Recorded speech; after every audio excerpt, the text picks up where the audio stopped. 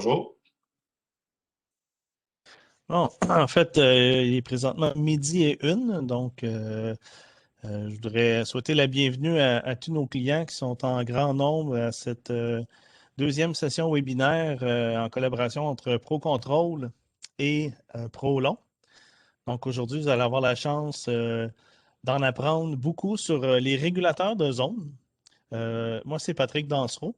Je suis directeur de succursale chez ProControl à Laval et je suis très heureux de vous présenter un ancien collègue et notre collaborateur, excusez-moi, M. Antoine Lamarche de chez ProLon, qui est le chef formateur chez ProLon, qui va s'occuper de vous présenter toutes ces informations sur les régulateurs de zone ProLon aujourd'hui. Donc, Antoine, je te laisse la parole. Merci, cher ex-collègue Patrick, merci beaucoup. Alors, bienvenue à tous et à toutes à ce deuxième volet de notre série de petites capsules techniques, capsules webinaires sur nos produits. Alors, c'est la deuxième d'une série de 6 aujourd'hui. Pour une question qu'on a reçue plutôt très intéressante, ces capsules sont toutes filmées et lorsque la série sera complétée, elles seront publiées sur notre canal YouTube. Alors, ceux qui souhaitent les revoir ou qui ont manqué des épisodes seront aptes à les regarder. Bien sûr, on aime vous avoir en direct parce que ça vous permet de poser des questions et d'avoir une interaction avec nous, là, puisque tandis que c'est possible, mais ce sera disponible en vidéo par la suite. Alors aujourd'hui, ce dont on va parler, ce sont les régulateurs de zone. Ceci dit, il y a une suite logique à ça la semaine prochaine, alors qu'on va parler de l'interaction des régulateurs de zone avec les régulateurs d'unité. Donc, on va vraiment parler de système de zonage la semaine prochaine. Mais pour aujourd'hui, c'est vraiment les particularités des régulateurs de zone, les différents modèles que l'on offre, question de bien les comprendre, puis après ça, de voir ça dans un ensemble plus complet d'un système de zonage, là, qui est notre présentation de la semaine prochaine. Alors, quand on parle d'application de VAV ou VVT, c'est ce qu'on désigne aujourd'hui en partie. On va regarder plus précisément là, nos appareils. Alors, comment va se dérouler notre session aujourd'hui? Comme la semaine dernière, on dispose d'une heure, déjà un petit peu moins, 55 minutes. Alors, la première partie, c'est un petit PowerPoint, question de rien oublier. Vous expliquer les aspects un peu plus techniques de nos produits, les entrées, sorties, les fonctions, de comprendre les différences entre nos modèles d'appareils. On en a pour à peu près une vingtaine de minutes. Va suivre une période de questions, une première période de questions, je dirais. Alors, c'est des questions relatives aux appareils en soi. On va regarder ça. Et après, on va faire une petite navigation. Alors, j'ai un démonstrateur à côté de moi avec différents appareils qui est raccordé en direct, là, en live. Alors, on va créer des régulateurs en utilisant le logiciel de navigation Focus. Et on va vous montrer vraiment comment les configurer, où est-ce qu'on navigue là-dedans, comment on crée certaines fonctions, certaines séquences. Alors, ceux parmi vous qui ont déjà le logiciel Focus ou qui souhaitent l'obtenir, c'est très facile. Il suffit de visiter notre site web prolongcontrols.com et vous avez sur le portail d'accueil, dis-je, tout de suite un onglet dans le haut de l'écran qui vous dit « Télécharger Focus version 7.3.2 » qui est la plus récente version.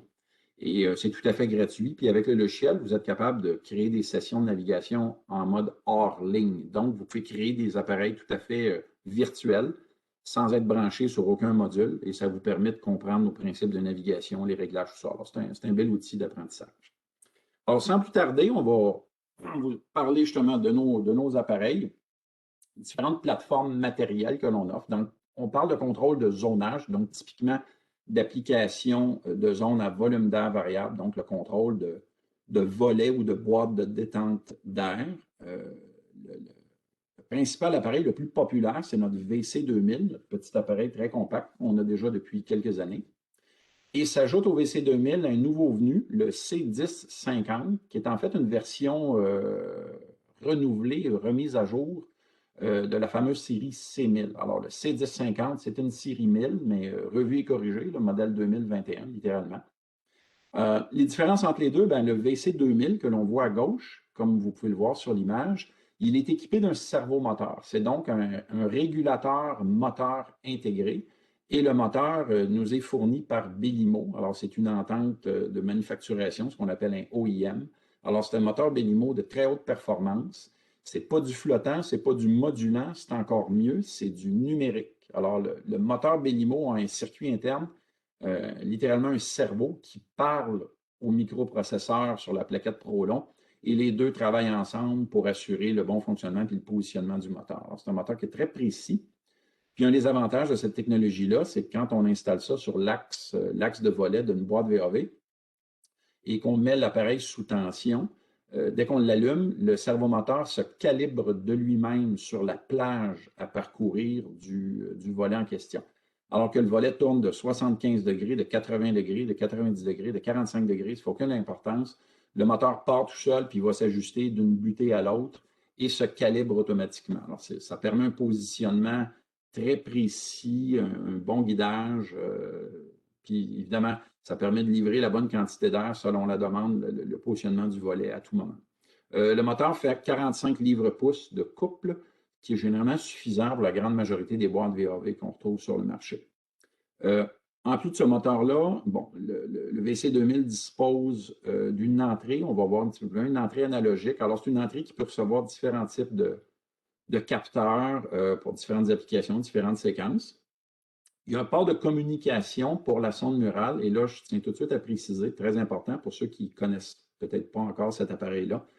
La sonde murale, et je pèse mes mots, ce n'est pas un thermostat, c'est une sonde. Pourquoi? Parce que Prolon a un thermostat dont on va parler dans les prochaines séances. La sonde murale, c'est une sonde communicante qui doit être accordée au VC2000. Alors, c'est une sonde littéralement intelligente, qui a un circuit de communication. On va voir le schéma de branchement dans quelques images. Alors, il y a une véritable communication aller-retour entre la sonde murale et le VC2000. Ce qui veut dire que le VC2000 ne peut pas utiliser les anciennes sondes de type analogique résistif qu'on avait, exemple, sur nos anciennes séries VC1000. Alors, faites attention si vous devez, exemple, remplacer un ancien régulateur Prolon parce que, bon, il est défectueux ou il est endommagé ou peu importe la raison. Vous remplacez un ancien VC1000 par un VC2000, bien, ce n'est pas que le régulateur, c'est aussi la sonde murale qui sera à remplacer par une sonde de nouvelle génération, une sonde dite communicante. On va voir ça un peu plus loin. Il y a deux sorties sur le VC2000, une sortie de type contact, qu'on appelle dans le langage technique une sortie binaire, donc qui n'a que deux états logiques, allumé ou éteint. C'est du on-off, en basse tension, 24 volts.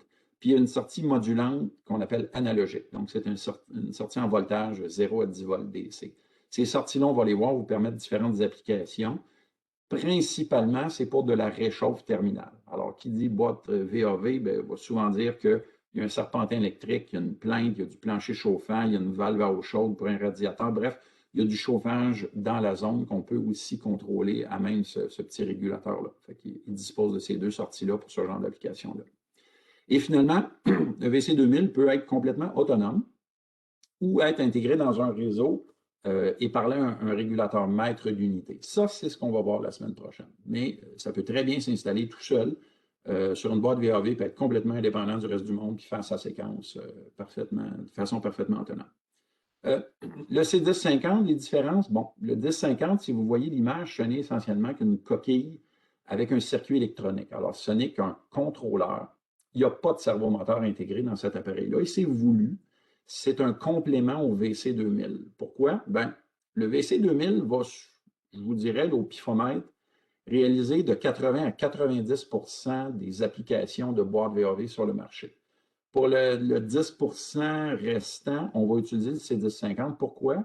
Bien, deux raisons principalement. Une boîte VAV de très grande taille, où le moteur à utiliser pour tourner le volet doit être extrêmement puissant. Le 45 livres-pouces du VC2000 serait insuffisant. Alors, on va choisir un servomoteur plus puissant. Ou il s'agit d'une boîte avec un moteur existant. Le client souhaite récupérer ce matériel-là et n'a besoin que du régulateur qui va gérer le moteur qui est déjà là. Le C1050 va parfaitement s'adapter parce qu'il peut travailler deux technologies de moteur. Des moteurs dits flottants, les fameux 3 fils 24 volts, c'est moins coûteux. Ça fait quand même un bon job. Ou évidemment, si on cherche la précision, bien, des vrais moteurs modulants en voltage, 0 à 10 volts ou 2 à 10 volts DC. Le C1050 est capable de gérer ça. Autre raison pour laquelle on choisirait le C1050, bien, il possède 5 sorties. 4 de type binaire, donc 4 sorties de type contact et une sortie analogique. alors que le VC2000 n'en a que 2 sorties. Évidemment, le 1050, il ne faut pas oublier qu'au moins une de ces sorties-là va être utilisée pour le moteur, mais ça nous en laisse quand même 4 autres. Alors, il arrive parfois qu'on a des séquences avec pas mal plus de matériel à contrôler, des serpentins multistages, une plainte, un ci, un ça, plus un moteur. Alors, le VC2000 risque de tomber un petit peu court. Alors, ça, je vous dis, 5, 10, 15, maximum 20% du marché du contrôle de boîte VAV, ben, le VC2000 ne sera pas suffisant. On va basculer à ce moment-là au modèle C1050. C'est un peu l'introduction de ces produits-là. Plus spécifiquement, il y a des variantes. Le VC2000, ben, il y en a 2 modèles. Hein. La famille se subdivise. Le VC2000 dit de base et le modèle VC2000 PI pour le terme anglais Pressure Independent. Ça se traduit très mal en français, indépendant de la pression. Qu'est-ce que c'est? C'est que le modèle PI, bon, l'illustration n'est pas facile à voir, mais dans le bas du régulateur, vous allez voir deux petites tétines de plastique. C'est là où on raccorde le capteur de vélocité de la boîte VAV. Ce qui veut dire que dans le régulateur Prolon, il y a une sonde électronique de débit d'air. Et ça, c'est fait pour les boîtes VAV qui ont des croix de lecture de débit. On va voir ça sur des projets d'envergure où, justement, il faut faire une lecture du débit d'air, puis il faut contrôler avec précision le volume d'air que l'on livre dans la pièce, dans l'espace à gérer. Alors, la boîte VAV vient avec ce type de croix de mesure-là. Il y a souvent 2 petits tubes de plastique qu'on va sortir là, du collet d'entrée rond. Et ces 2 tubes-là vont se raccorder sur le modèle pression indépendant. Alors, à peu près tous les fabricants de régulateurs un petit peu sophistiqués ont souvent des modèles dits pression indépendants. Alors, c'est la même chose chez Prolon. Pour le VC2000 classique, qui n'a pas la sonde, ben le positionnement du volet se fait proportionnellement à la demande. Alors, plus la demande, mettons, pour chauffer ou pour refroidir augmente, plus la position adoptée par le servomoteur va augmenter. Alors, le positionnement est proportionnel à l'intensité de la demande. La demande est à 100 bien, si on fournit l'air à la bonne température, bien, la position du volet va être à 100 La demande est à 50 le volet est à 50 et ainsi de suite. Alors que la pression indépendante, c'est un petit peu plus sophistiqué. C'est une relation entre la demande et la plage de volume d'air ou la plage de litres par seconde ou de pieds cubes minutes d'air à livrer. Alors, c'est pour ça qu'on dit qu'il est indépendant de la pression. Il y a des changements de pression statique en amont du système. Ben, le régulateur PI va corriger de lui-même, à savoir s'il y a une chute de pression, une augmentation de la pression, ben, il va automatiquement ouvrir un peu le volet ou fermer un peu le volet pour maintenir le même débit. Le plus bel exemple, c'est le régulateur de vitesse de votre voiture. Vous roulez sur l'autoroute à 100 km/h, vous mettez votre régulateur de vitesse à 100, bien, vous montez un viaduc, vous descendez un viaduc.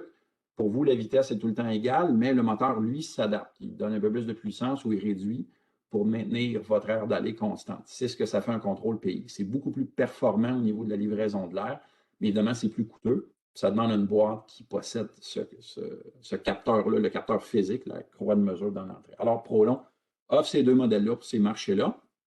Et on a exactement la même chose avec on a exactement la même chose avec la série 1050, le C1050 classique, puis qu'on appelle le VAV, parce que le C1050, c'est une plateforme qui est utilisée à bien d'autres modèles de régulateurs aussi que du VAV. Puis on a le C1050 VAV PI, donc pression indépendante lui aussi. Si vous regardez l'image du circuit électronique, vous voyez le capteur électronique avec ces 2 petites pétines là, qui est centré dans le haut du circuit. Alors, c'est le même capteur que sur le modèle VC2000. Alors, c'est une sonde de très haute précision, très performante, que l'on voit maintenant dans le modèle C1050 VAV PI. Alors, encore une fois, selon le type de système, vous allez avoir des applications où vous ne faites que moduler le volet selon la demande. La plupart des plus petits systèmes dits à volume et température variable, ce qu'on appelle les VVT, on va discuter de ça la semaine prochaine, ça va généralement être du contrôle de volet par positionnement proportionnel. On n'ira pas en pression indépendante. Les projets en pression indépendante, c'est souvent des projets de plus grande envergure, donc des unités de climatisation d'assez fort tonnage, des édifices plus grands, où souvent la charge de base est une charge en climatisation constante à l'année longue. Il peut y avoir un peu de réchauffe dans les zones, mais l'unité centrale, le système central pourvoit rarement du chauffage. Ça va souvent être juste de la clim. ou presque tout le temps de la clim. Et on veut du contrôle de débit d'air assez précis pour être stable, fait qu'on va avoir des boîtes de type pression dépendante. C'est peut-être un peu moins fréquent au Québec, curieusement, une question de culture d'installation peut-être, mais dans les autres marchés nord-américains, je vous dirais que c'est la norme. La plupart des contrôles VAV sont tous à pression dépendante. Fait que ça se vend beaucoup. C'est un produit qui est très, très populaire chez nous. Regardons un petit peu plus en détail ce qu'on peut faire comme justement différentes fonctionnalités de nos appareils. Soit le 1050 ou le VC2000, ils sont identiques à ce niveau-là. Ils partagent l'essentiel de leur séquence et de ce qu'ils peuvent faire. Alors, pardon, comme on disait, le VC2000 possède une entrée analogique multifonction. Sur le C1050, il y en a 3. Certaines de ces entrées-là sont dédiées, mais d'autres sont aussi multifonctions, donc ça se partage entre les deux modèles. Alors, parmi ce qu'on va lire, température de gaine d'alimentation. Ça, c'est l'entrée, c'est la fonction principale. Pourquoi? Quand on fait des designs de type VVT, ce qui est assez récurrent, pour ne pas dire qu'il y a la norme au Québec ou au Canada, on a des systèmes de zonage où l'unité centrale va fournir refroidissement l'été et chauffage l'hiver. Alors, nos boîtes VAV ont à faire une inversion de cycle. Le volet, tantôt, devient un dispositif pour chauffer ou un dispositif pour refroidir. Il faut que le contrôleur de zone soit informé de la température de l'air qui lui est fourni pour savoir, regarde, si c'est de l'air froid, je vais m'en servir pour refroidir, ou si c'est de l'air chaud, je vais m'en servir pour chauffer.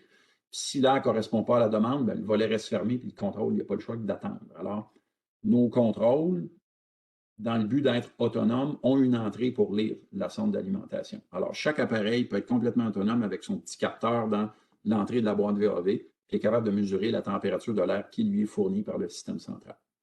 On a une option aussi de configurer cette entrée-là pour être ce qu'on appelle de la température d'air soufflé, en anglais discharge air. Donc, l'air qui sort de la boîte VAV en direction des diffuseurs d'alimentation au plafond. Ça, c'est pratique quand on a du chauffage terminal dans la boîte VAV, principalement un serpentin de réchauffe à même la boîte ou à la sortie de la boîte.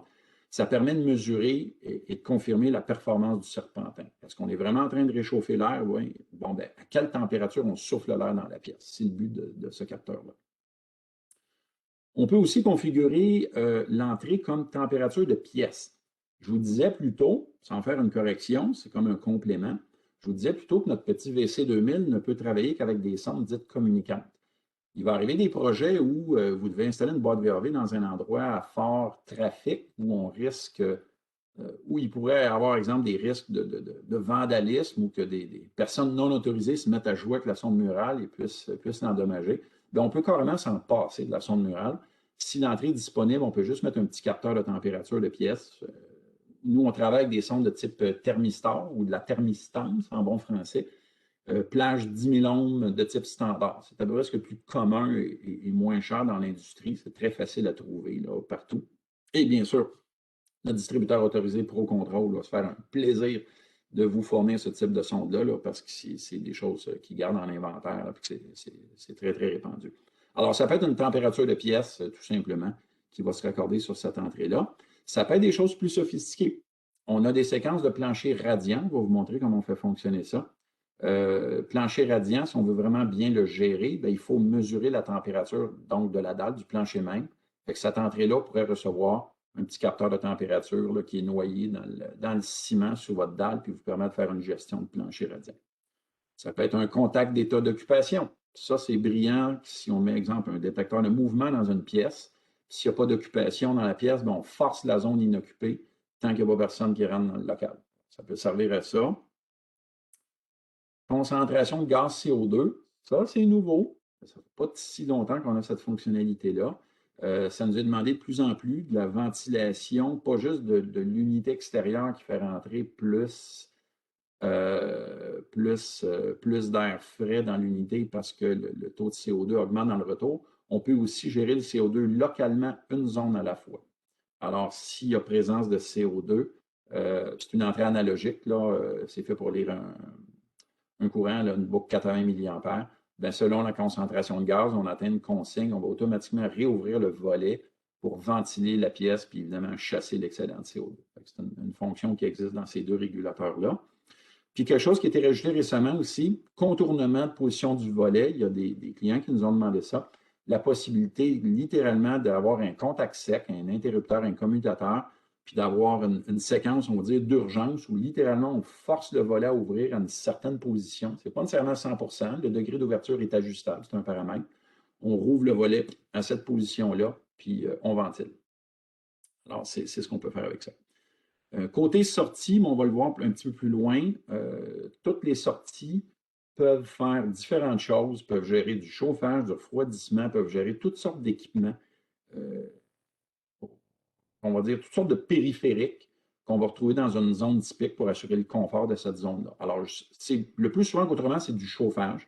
Alors, ça peut être de la commande on-off, de la commande en pulsation. Au Québec, on utilise beaucoup d'appareils à semi-conducteurs, donc les fameux triacs de plainte, les triacs de serpentin. C'est assez particulier au Québec. Curieusement, dès qu'on sort des frontières du Québec, c'est des produits un peu moins connus. On est chanceux, l'électricité coûte assez bon marché ici, alors on utilise beaucoup les plaintes et les serpentins électriques, alors on a cette possibilité-là. Fait que nos sorties, donc, peuvent marcher en logique on-off pour des relais ou des valves, peuvent marcher en logique pulsée pour des fameux triacs ou SCR d'appareils électriques, électroniques, donc des serpentins. Produits moins connus au Québec, qu'on voit aux États-Unis, des boîtes VAV avec des ventilateurs intégrés. En anglais, on appelle ça un Fan Powered Box.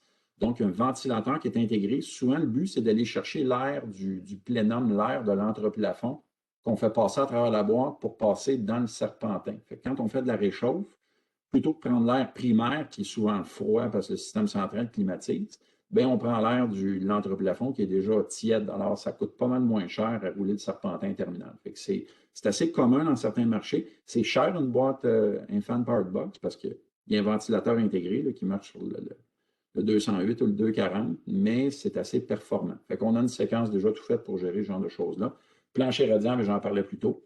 On est capable de gérer des planchers radiants. Je vais vous montrer à travers le logiciel comment on fait ça. Certaines petites caractéristiques, bon, abaissement période inoccupée, souvent les gens nous demandent, OK, comment ça fonctionne l'inoccupation, tout ça, qu'est-ce qu'on fait la nuit? On va le voir dans les réglages, le logiciel. Il y a des réglages de recul de consigne. Alors, quand on tombe en période inoccupée, bien, on part du réglage qui est ajusté à la sonde de pièces et on va reculer en chauffage et on va remonter en refroidissement pour créer une grande bande morte puis sauver de l'argent, sauver de l'énergie littéralement. Mais pour initier la période inoccupée, ça prend une source externe. Ça peut être un contact sec de minuterie qu'on envoie directement au régulateur, mais comme on va le voir la semaine prochaine, c'est plus souvent une fonction qu'on voit dans un système global avec un contrôleur d'unité, un contrôleur maître qui va gérer, exemple, votre système de traitement d'air, votre climatiseur de toit. Et dans ce régulateur maître-là, il y a, la plupart du temps, une horloge qui peut gérer un horaire d'occupation. Et l'état d'occupation, occupé, inoccupé, est transmis sur le réseau. Alors, toutes les zones reçoivent ça, comme on écoute une station de radio, c'est un broadcast, hein, c'est une transmission d'information. Les zones reçoivent l'information et peuvent ainsi basculer en période inoccupée ou revenir en période occupée. Autre élément, souvent sujet de beaucoup de questions, comment on empêche les gens de jouer avec leur roulette de consigne toute la journée? On peut-tu la barrer? On peut-tu empêcher les gens de faire des demandes extrêmes de grand froid ou de grande chaleur? Absolument. Électroniquement, la plage se limite dans le régulateur. Les gens peuvent jouer avec la roulette au mur tant qu'ils veulent. Ils vont avoir l'impression qu'ils ont le contrôle, mais on peut leur limiter ça à une plage tellement étroite qu'on barre ça littéralement, puis la consigne devient, pour ainsi dire, fixe, sans que les gens s'en rendent vraiment compte. Une espèce d'effet placebo, si on veut. On va vous montrer comment on ajuste ça. Recalibration automatique du moteur, bien ça, on en a parlé, le moteur intégré au VC2000, le moteur intelligent à positionnement automatique. Quand on s'en va en période inoccupée, le moteur refait un exercice de calibration. Question qu'il ne reste pas coincé en place trop longtemps. On fait un exercice complet de recalibration. Alors, s'il y a une période occupée, inoccupée à tous les jours, bien, tous les jours, il y a un petit exercice de recalibration, s'assurer que le moteur ne coince jamais, puis qu'il revalide ses positions. Alors, ça permet un fonctionnement, un positionnement extrêmement précis. Séquence de calibration. Alors, s'il y a des spécialistes de balancement d'air parmi nous qui assistent à la présentation, je vais vous le montrer rapidement. Oui, on peut faire un balancement complet avec le logiciel sur nos deux régulateurs PI, ceux qui ont les centres de pression, vous devez le citer. Donc, en fonction de vos instruments de mesure, vous entrez vos lectures carrément dans la table de lecture du contrôleur, puis le contrôleur s'adapte à vos lectures et se recalibre comme ça. Alors, pour le balancement, c'est absolument génial. Ça fonctionne très, très, très bien. On a d'excellents commentaires à ce niveau-là. Je vois le temps qui file, je parle beaucoup, hein? Alors, rapidement, entrée, sortie.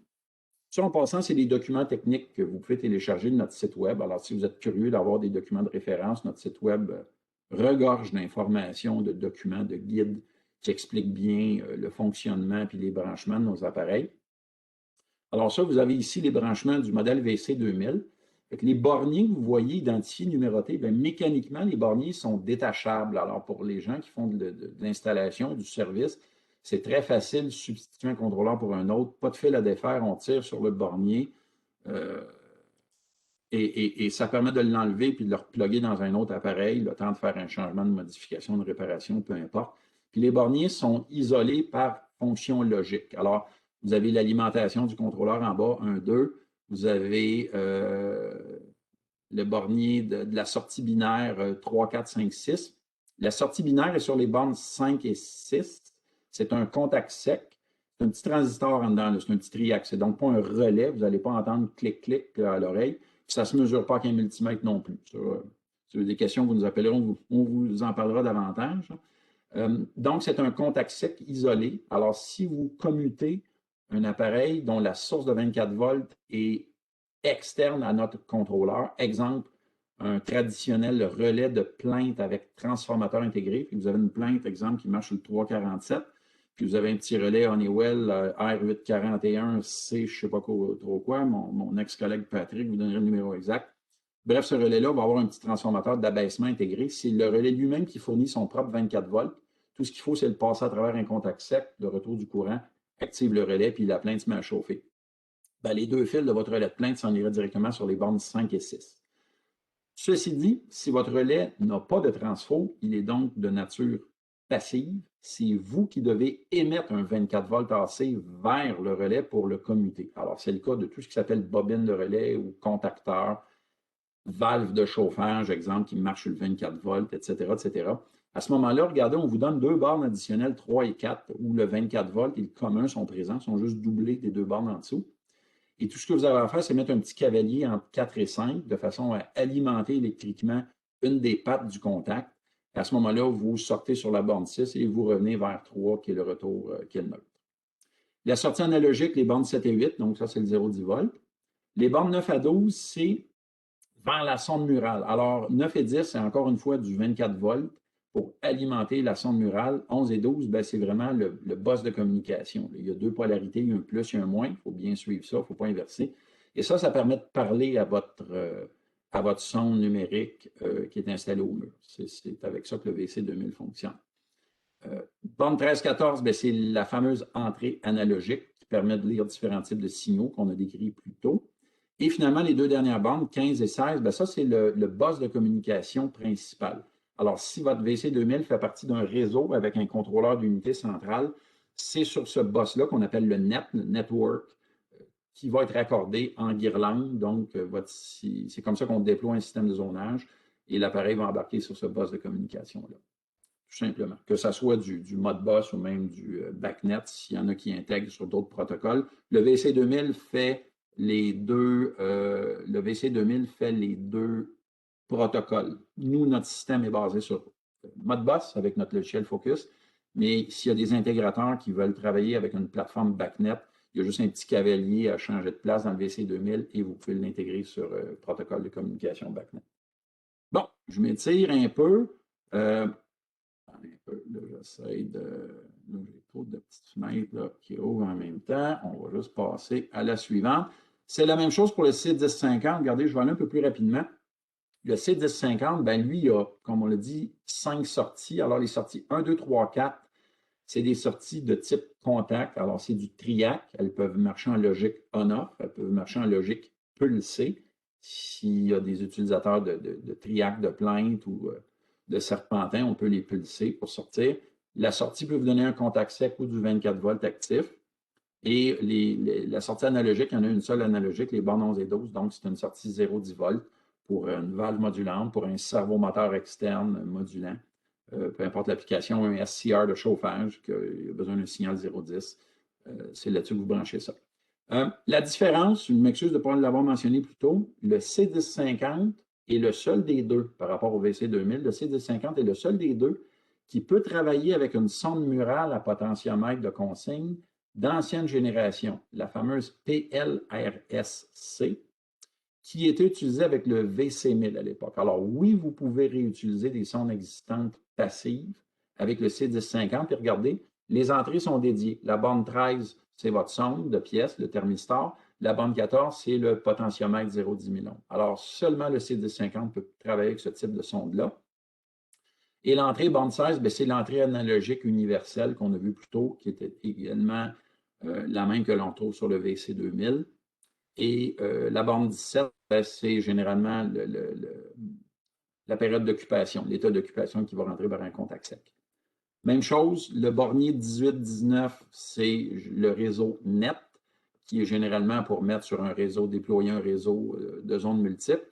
Et le 10-50, les deux dernières bornes en haut peuvent accueillir, c'est-à-dire les deux derniers jeux de bornes, donc de 20 à 23. C'est là où on raccorde maintenant la sonde murale numérique. Si vous choisissez d'utiliser une sonde communicante avec le C1050, si vous voulez une sonde avec un affichage de température, on va voir ça sur la prochaine slide, bien, ça serait avec sur ces borniers-là que ça se brancherait. Alors, vous avez les 20-21 pour aller alimenter votre sonde en 24 volts.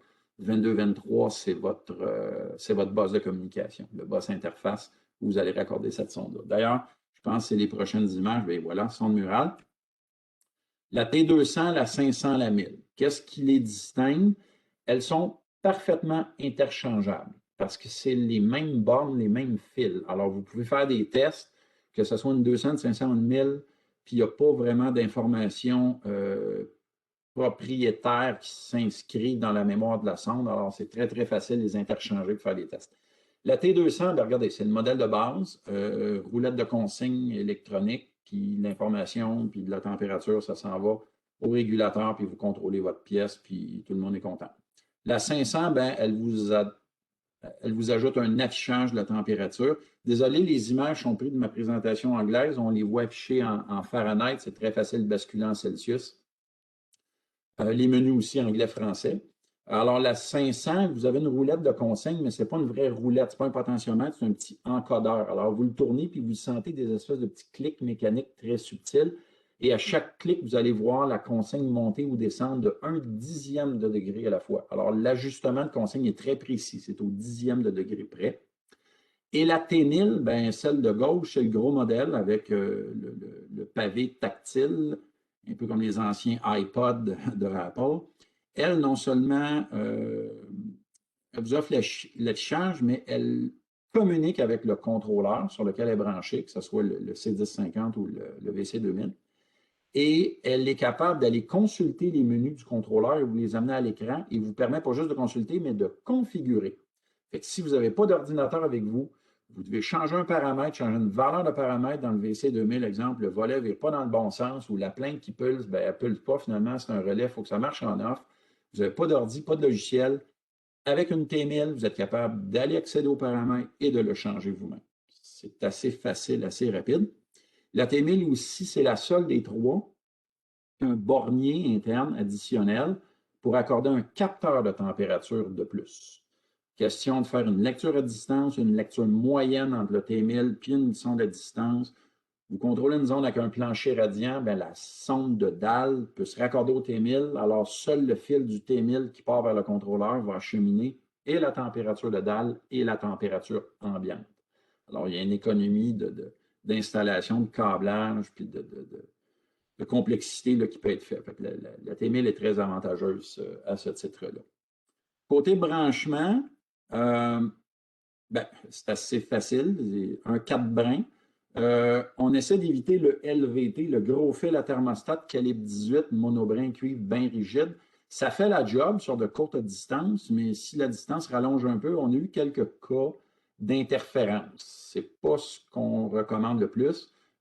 parlez à ProControl, ils ont de l'excellent câble à vous soumettre, un câble de plus petit calibre et avec un blindage, qu'on appelle en bon anglais un shield, est préférable. Alors, je vais laisser mes amis chez ProControl bien vous renseigner à ce sujet-là, mais on préconise certains types plus que d'autres quand il vient le temps de brancher une sonde au contrôleur de zone. Pour le 1050, bien, regardez, ça c'est l'ancienne image de la série C1000. Alors, l'image de gauche montre comment on raccordait une sonde communicante sur un contrôleur C1000. À l'époque où le C1000 avait un connecteur femelle de type RJ45. Ça prenait un câble réseau ou ça prenait le petit adaptateur en plastique beige qui convertissait un câble 4 brins en une fiche mâle RJ45. De quoi je parle, RJ45? C'est les plugs Internet. Hein? Tout le monde a une prise Internet chez soi. Vous avez tous un routeur. Ben, c'est la petite plug en plastique transparent là, qui est un petit peu fragile. Alors, ça ne donnait pas le plus génial des contacts, cette technologie-là. Le C1050, c'est une des raisons de l'arrivée du 1050. On a complètement aboli la fameuse prise RJ45 femelle dans le coin supérieur de l'appareil et on lui a mis à la place les borniers 20, 21, 22, 23. Alors, il n'y a rien de mieux à notre avis qu'un bon vieux raccordement avec des bornes vissées. C'est ce qui donne le contact le plus robuste, mécaniquement le plus viable. Puis même si votre fil est un peu raide, quelqu'un tire dessus, ça ne va pas arracher, ça ne va pas casser. Il faut s'y prendre de bonne heure pour arriver à arracher ça, là. Alors, c'est beaucoup plus robuste. C'est une des améliorations qu'apporte le C1050. Dernier point, des adresses, comme on va voir, tout appareil avec lequel on désire communiquer, qu'on soit tout seul à lui parler avec un ordinateur puis le logiciel ou qu'il fasse partie d'un grand réseau, ça lui prend absolument une adresse de communication. Ça, c'est un incontournable de tout système réseauté.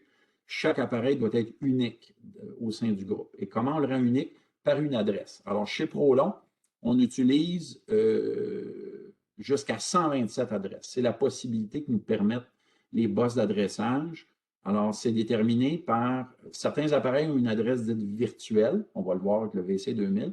Mais dans le cas du C1050, c'est encore une adresse dite mécanique. Alors, il y a un petit bloc à l'intérieur du circuit. On voit l'image ici.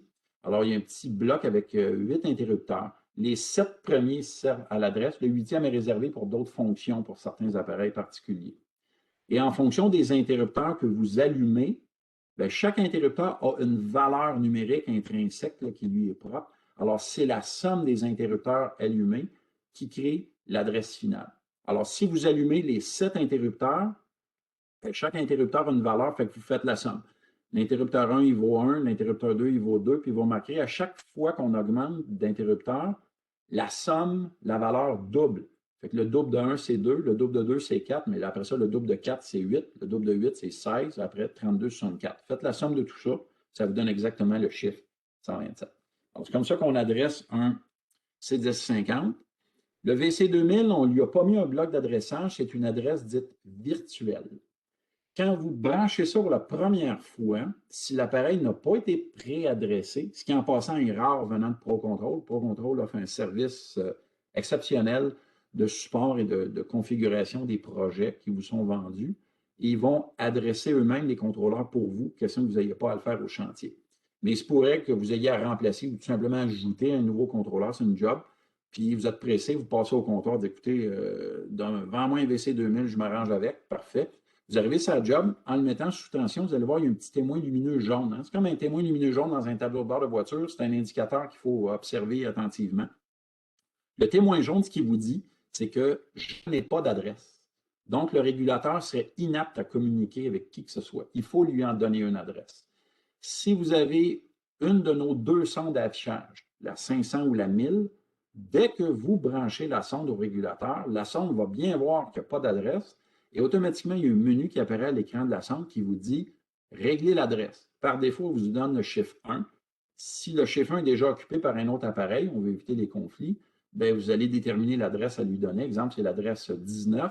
Bien, vous tournez la roulette jusqu'à temps que vous voyez 19, puis vous appuyez sur le petit bouton, vous l'enfoncez, puis boum, la communication s'établit, le petit témoin jaune s'éteint, c'est ce qu'on veut, et l'appareil soudainement possède l'adresse 19. Tout ceci est également possible avec le logiciel.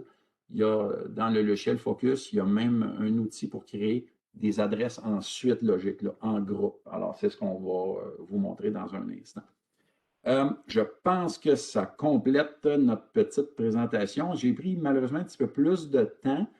On va procéder rapidement. Une petite période de questions. J'aimerais évidemment qu'on se garde du temps pour la navigation, qui va peut-être un peu déborder.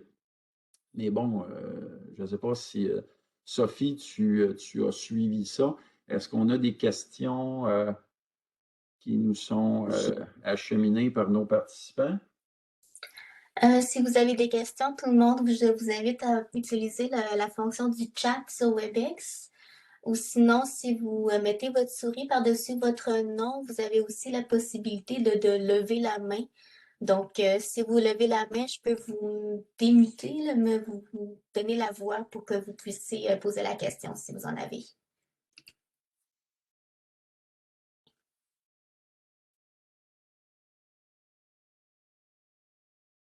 Ah, j'ai une question ici. Oui.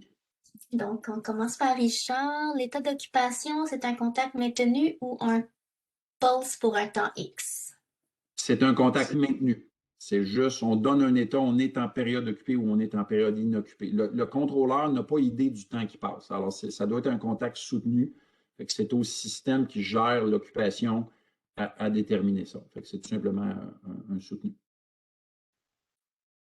Parfait. Et on n'a pas parlé des contrôleurs M1000 RTU. Non, on va en parler la semaine prochaine, parce que la semaine prochaine, on va revenir sur les systèmes de zonage. Alors, en fait, on va parler des M2000 RTU.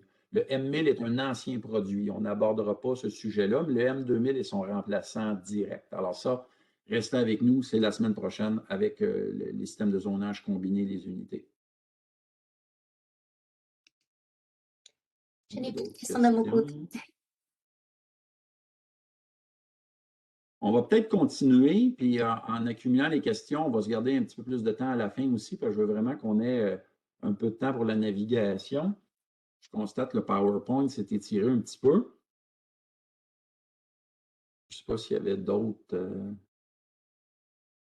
éléments. Évidemment, avant d'oublier, je tiens bien sûr à remercier ProControl d'être notre maître de cérémonie, puis de nous permettre justement une petite vitrine là, pour parler de nos technologies, de nos produits. Bien entendu, ProControl font un travail remarquable, d'ailleurs qui est assez rare dans le marché qu'on dessert, un travail d'accompagnement, de design complet des projets. Ils ont 2 départements de projets, là, Laval et Québec, qui vont vraiment gérer de A à Z les projets ProLong avec vous. Fait que vous pouvez vraiment tout leur confier à partir de l'information que vous leur acheminez, puis ils vont s'occuper de tout.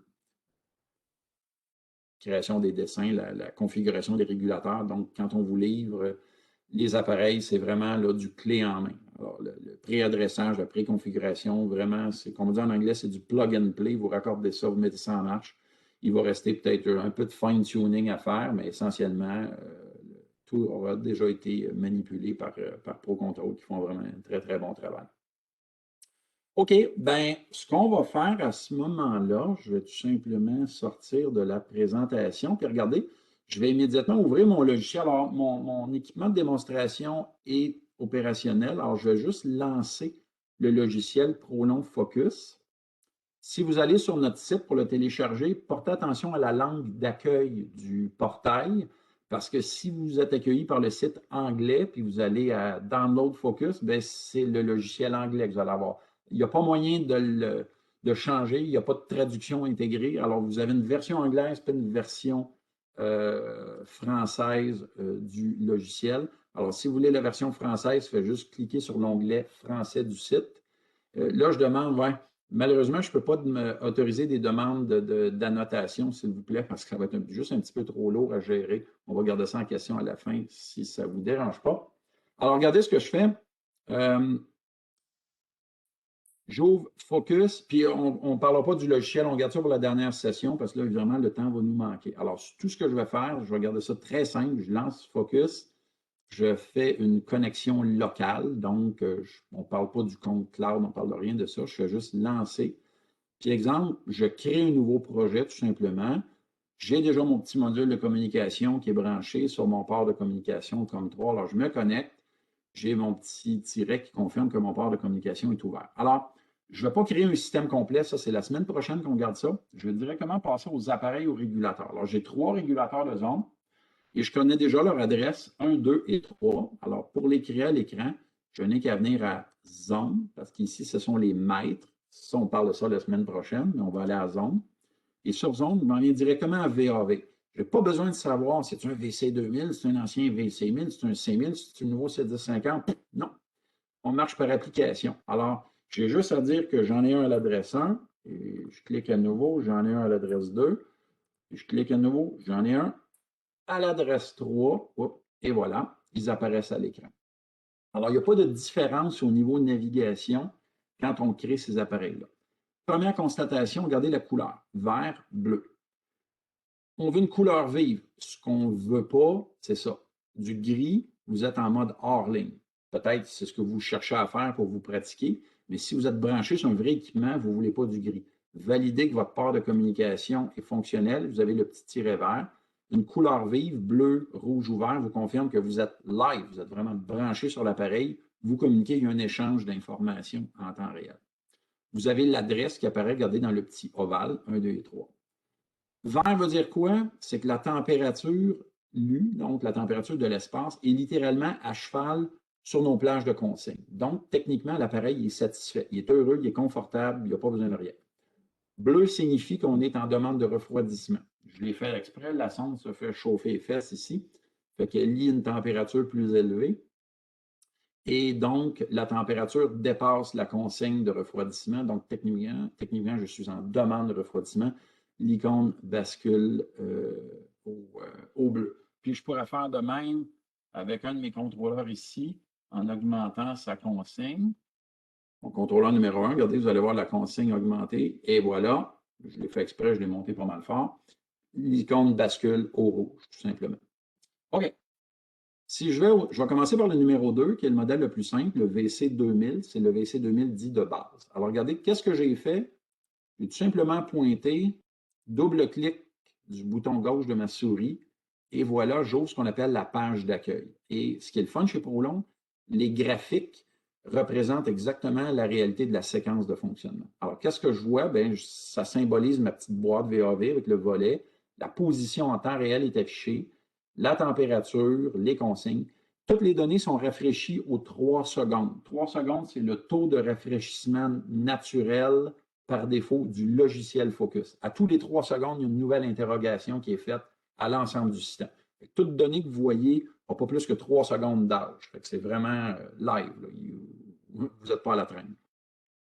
Quand on veut regardez partout où on navigue, il y a des listes avec des menus déroulants. Si on va aller dans différentes sections, température, volet, configurer les sorties, calibrer, etc., où on peut pointer. Si, comme moi, vous êtes quelqu'un d'assez visuel et tactile, moi, quand je vois un petit icône, je vois un encadré rouge, ça veut dire qu'il y a quelque chose que je peux accéder. Il y a une page en arrière. Alors, on va commencer par ce qu'on appelle l'état de la zone. Voyez-vous, ça symbolise un peu comme votre sonde murale, la température lue, les consignes. Bien, on pointe, double-clic, et ça nous amène à une page qui s'appelle configuration de la température. Ça, c'est vraiment la base. Alors ici, j'ai les valeurs de boucle proportionnelle, période d'intégration, donc les valeurs de contrôle de base, assurer le confort, la performance dans la zone. Consigne de chauffage par défaut, ben 22.6, ça, c'est la consigne telle qu'elle est transmise par la sonde murale. La bande morte, ça, c'est l'écart entre le chaud et le froid.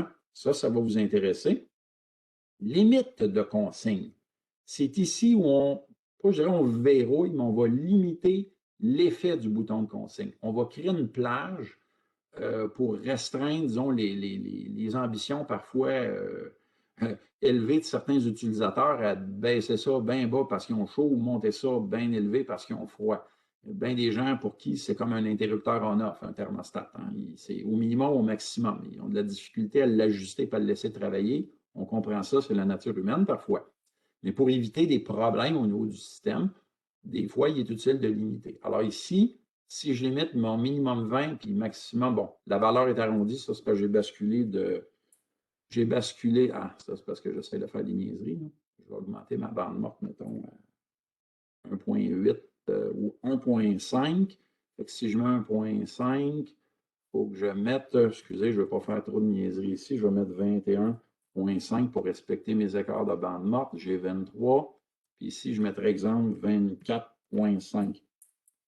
1.5, c'est mon écart entre mon chaud et mon froid.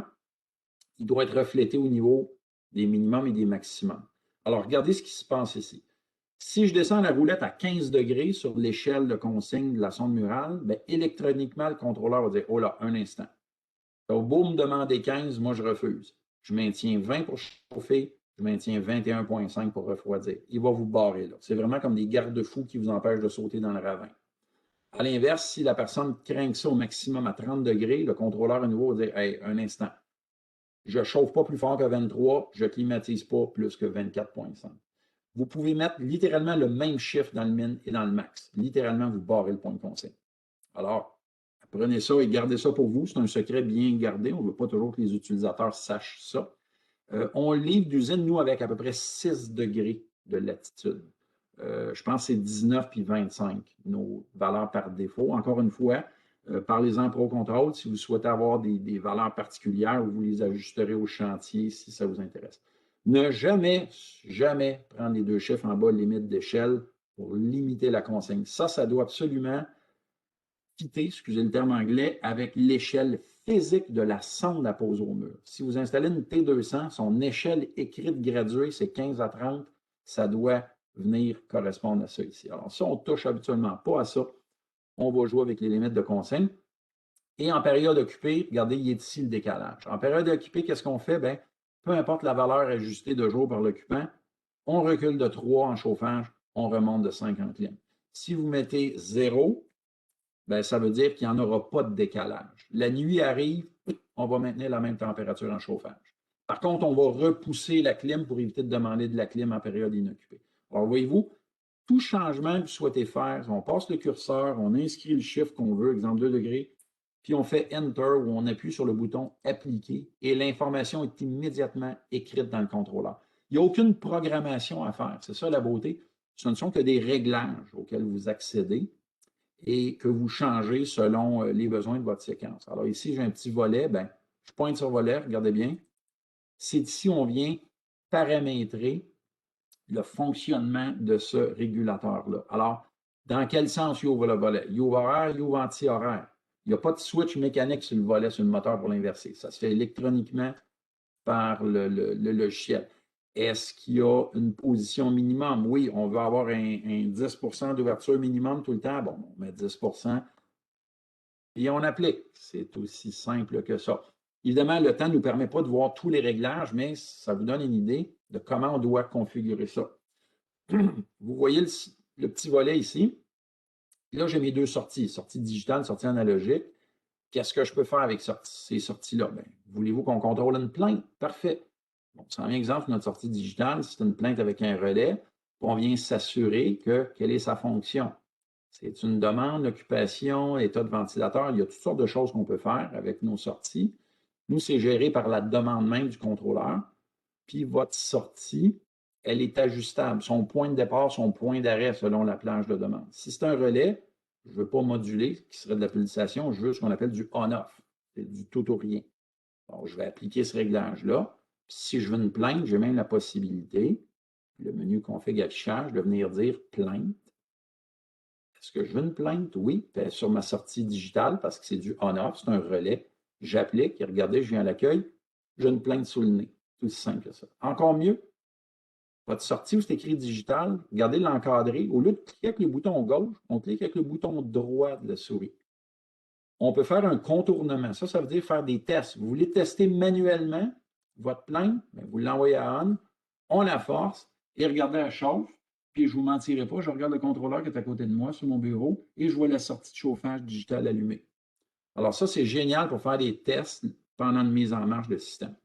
Une fois le test complété, la plainte chauffe, on fait retour normal et la plainte s'éteint, puis ça revient à la normale. Ce que je voulais vous montrer, bouton droit, je fais renommer. Je peux carrément changer le nom affiché de la sortie et afficher plainte. Alors, voyez-vous les possibilités de personnalisation graphique du système. Vous pouvez vraiment l'adapter pour les besoins de l'utilisateur, de votre client, de façon à ce que ce qui est illustré à l'écran est très représentatif. Les gens ne se posent pas de questions. c'est clair et précis. Alors, c'est comme ça qu'on configure un régulateur de zone.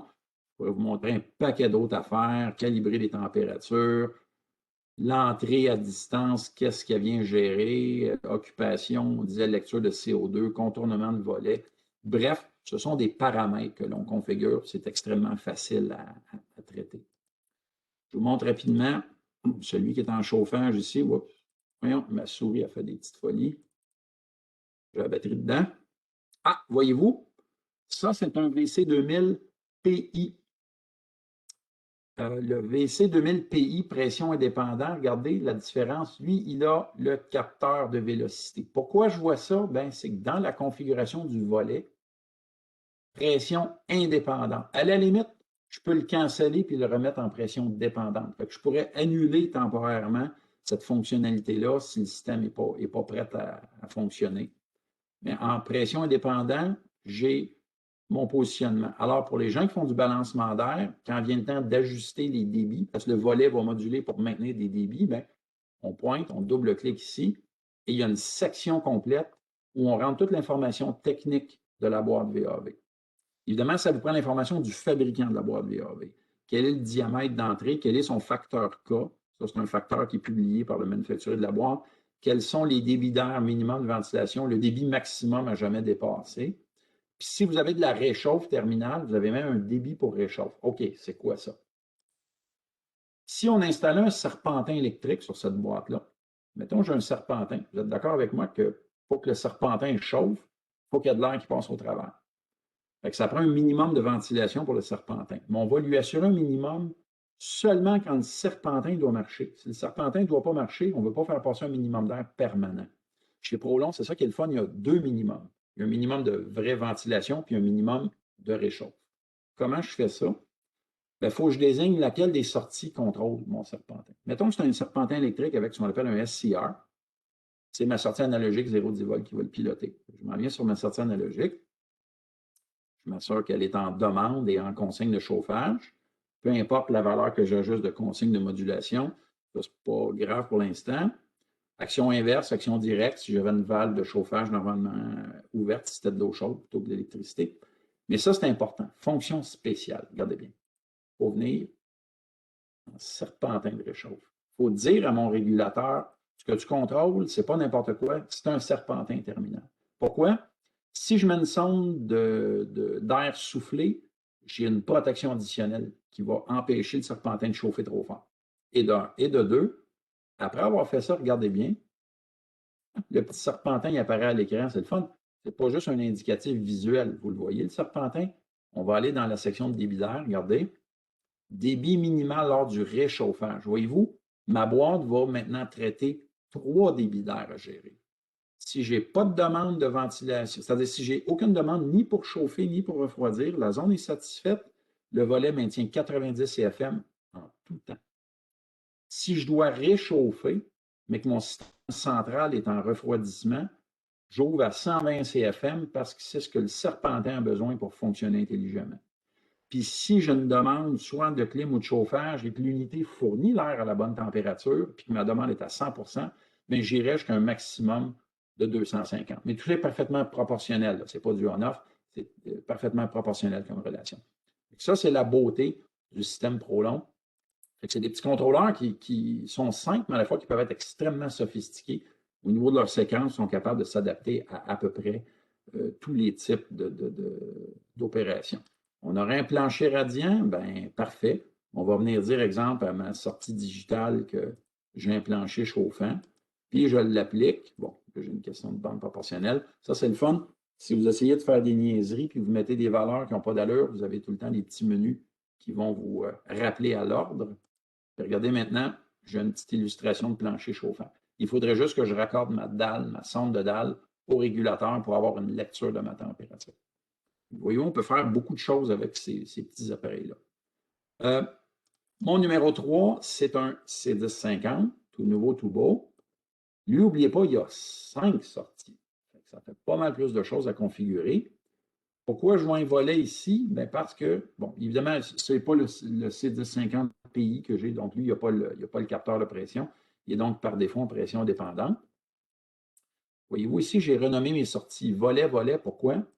Parce que j'ai dit à mes sorties 1 et 2 qu'elles contrôlent un volet. Fait que les sorties 1 et 2 travaillent ensemble pour un servomoteur de type flottant. Mais mettons que ce n'est pas ça. Mettons que dit non, non, ton moteur, c'est un 0,10 volts. Bon, ben, on va aller sur la sortie 5, qui est la seule sortie analogique du C1050. Puis au lieu d'être contrôlé à la demande, je viens la mettre à mode volet. C'est un moteur Vélimo. Les Vélimo, faites attention, ce ne sont pas des 0,10 volts. Tous les Vélimo sont des 2 à 10 volts. Il faut faire attention sur l'échelle de voltage. Et je viens appliquer ici. Puis je pourrais carrément mettre mon petit curseur puis faire renommer, tout simplement l'appeler volet. Puis c'est ma sortie analogique du régulateur qui viendrait contrôler mon volet à ce moment-là. Une question qu'on a souvent, combien de volets on peut mettre sur un même contrôleur? Autant que vous en voulez, parce que le signal 0,10 volts, ça ne consomme pas de courant. C'est un signal purement statique à très, très haute impédance. J'ai fait un calcul une fois, j'étais rendu à 400 moteurs. Alors, vous n'aurez pas de problème avant d'écraser le signal. On a souvent vu ça, des zones avec beaucoup de petits volets qui desserrent un seul et même endroit. Fait que oui, un contrôleur peut alimenter plusieurs moteurs 0,10 volts en parallèle à partir du même signal de contrôle. Vous n'aurez aucun problème à en mettre quelques-uns. Je m'inquiéterais plus du 24 volts et du calibre du fil pour alimenter le 24 volts plus que le signal de contrôle en soi. Une question, je reviens au VC2000, une question qui est souvent posée sur le VC2000, est-ce qu'on peut contrôler 2 boîtes VAV qui alimentent le même espace? Est-ce que je peux avoir une sonde murale puis 2 contrôleurs VC2000 partageant la même sonde? La réponse, c'est non. Une sonde murale communicante est associée à un régulateur VC2000. On ne peut pas avoir 2 régulateurs sur la même sonde. Mais ce qu'on peut faire, par contre, c'est que la sonde, pas la sonde, le régulateur peut être monté sur une boîte VAV, mais la sortie analogique, n'oubliez pas, il y en a une sortie analogique sur le régulateur VC2000. On peut la mettre en mode volet. Et on applique, puis j'aurai à ce moment-là juste à m'en venir ici, puis appeler ça, exemple, deuxième volet. Ça veut dire que votre petit contrôle VC2000 est monté sur une boîte VAV, mais sur une deuxième boîte, je vais appeler une boîte esclave, vous installez juste un petit servomoteur comme un Belimo, 0,10 volts. Ce servomoteur-là va littéralement être une image miroir du moteur intégré du VC2000. Alors, les deux sont parfaitement synchronisés. J'ai dit un deuxième, ça pourrait être un troisième, un quatrième, un cinquième. Donc, vous pourriez avoir des boîtes multiples qui alimentent le même espace. Alors, ça, c'est une possibilité de configuration qu'on a avec le VC2000, là, qui est très, très intéressant. Dernier petit point, je m'excuse, je suis en train de déborder, je vais juste vous montrer un petit truc. Un vieux design qu'on voit parfois, puis on nous a demandé, avez-vous des contrôles pour ça? D'habitude, tu as des vieux contrôles pneumatiques qui faisaient, puis on ne sait pas trop avec quoi remplacer. Des boîtes de mélange chaud-froid, ce qu'on appelle dans le jargon des hot deck, cold deck, ou souvent des unités multizones. Regardez bien, on a une fonction dans notre volet.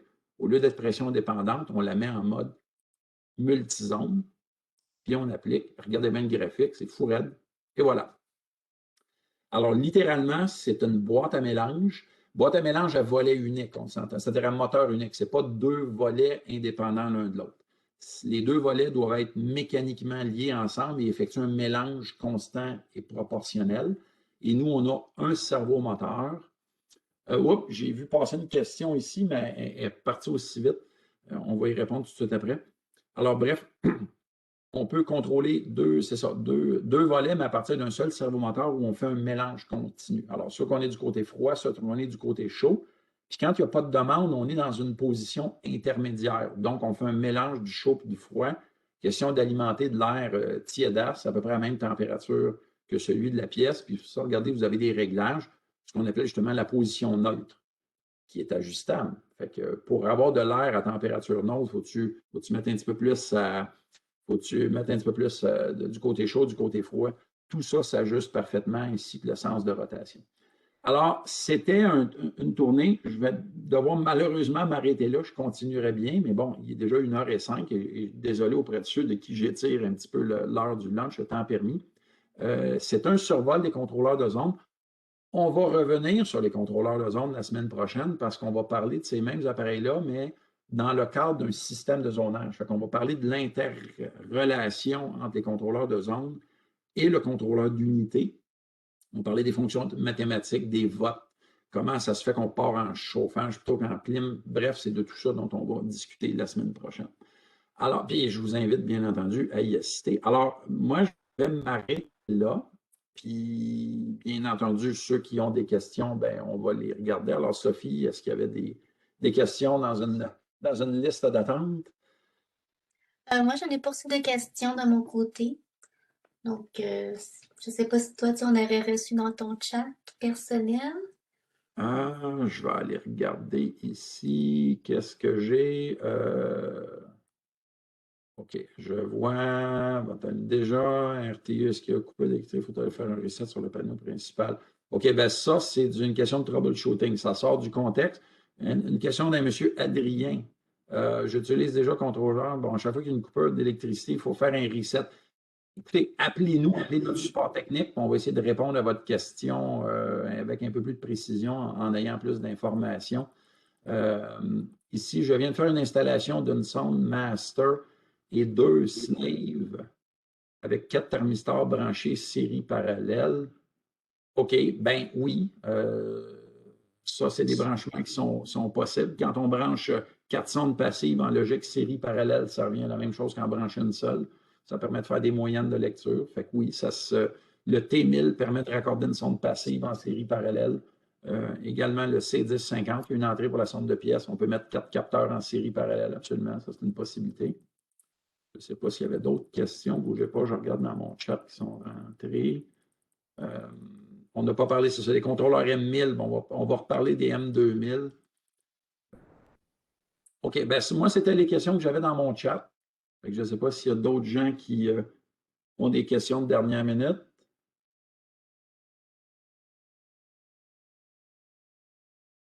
Oui, non, peut-être. Ils vont les poser la semaine prochaine. Ben écoutez, moi, ça complète la présentation d'aujourd'hui. Je ne sais pas si notre ami Patrick, chez Pro Contrôle, souhaitait ajouter un petit mot de la fin ou non. En fait, merci beaucoup, Antoine. Ça fait plaisir toujours de vous recevoir là, pour informer nos clients. Donc, je vous rappelle tout le monde, comme Antoine a dit, si vous avez des questions techniques, des besoins de prix, de soumission, acheter du matériel, je vous invite à communiquer avec ProControl. Ça va nous faire plaisir de vous répondre. Et si vous avez des questions techniques très, très avancées, bon, on est toujours en lien très étroit avec Prolon, là, puis on peut communiquer avec Prolon pour mieux répondre à vos questions, là. Donc, merci à tout le monde, puis j'espère que vous allez être présents la semaine prochaine. Oui, même heure, même poste la semaine prochaine. Alors, merci à tous, puis passez une excellente semaine.